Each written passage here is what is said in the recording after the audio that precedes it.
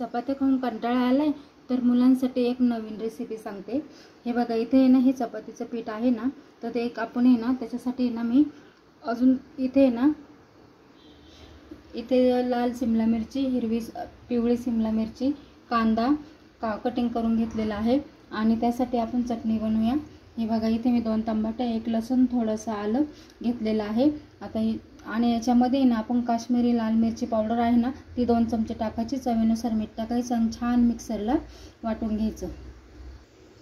इथे पाहू शकता तुम्ही किती छानपैकी आपली ही चटणी तयार झालेली आहे चपातीला लावण्यासाठी। तर चला तर आपण आता चपाती लाटूया। तर इथे मी चपातीसाठी लाटून घेण्यासाठी उंडा घेतलेला आहे, थोडा आहे ना मोठाच घेऊया। छानपैकी गोल गोल चपाती बनवून घ्यायची।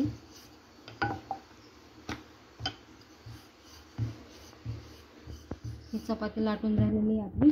आता याच्यामध्ये ना आपण चीज टाकणार आहोत। मार्केटमध्ये ना सहज अवेलेबल होतं हे चीज। हे पहा इथे याच्यात चीज टाकलेलं आहे मी। आता हे फोल्ड करायचं।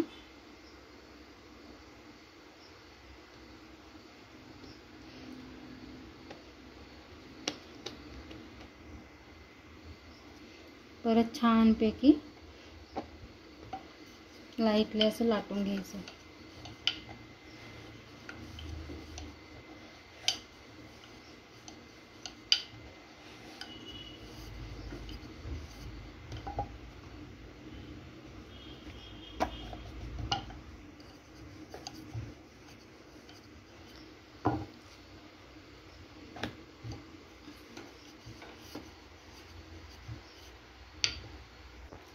हे पहा इथे छानपैकी लाटून झालेलं आहे।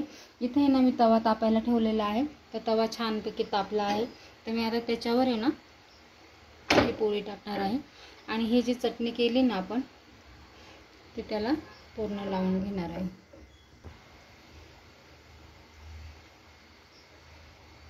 गॅस कमीच ठेवायचा आहे तवा तापल्यानंतर।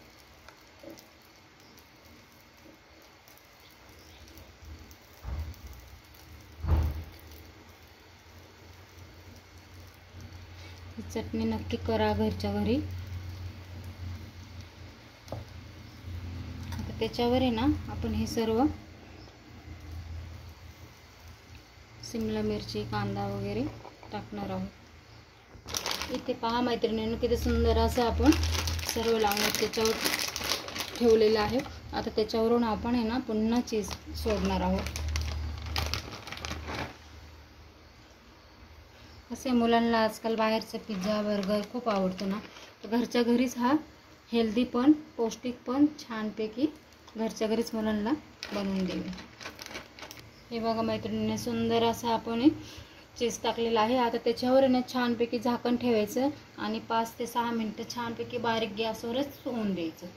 हे पहा मैत्रिणींनो सुंदर असा आपला डबल चीजचा पिझ्झा तयार झालेला आहे, घरगुती छानपैकी हेल्दी पौष्टिक।